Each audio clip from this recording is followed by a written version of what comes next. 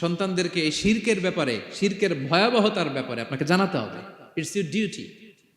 আপনি শুধু বাবা হইলেই চলবে না, আপনার ছেলে মেয়ে কোন পথে চলবে এটা আপনাকে ঠিক করে দিতে হবে। ওরা এখন ছোট, ছোট থেকে যদি এই তাকওয়ার সফটওয়্যারকে ইনস্টল করে দেন, ওই সফটওয়্যার দিয়ে তার জীবন চলবে, ঠিক কিনা? হ্যাঁ, ওরা যখন ছোট থাকে কাদা মাটির মতো থাকে, কাদার মাটিকে যেমন ডিজাইন করতে মনে চায় করা যায় না? একই কাদা মাটি দিয়ে বল বানানো যায়, ঘর বানানো যায়, পুতুল বানানো যায়, ওই এটা বানানো যায়, অনেক কিছু বানানো যায়।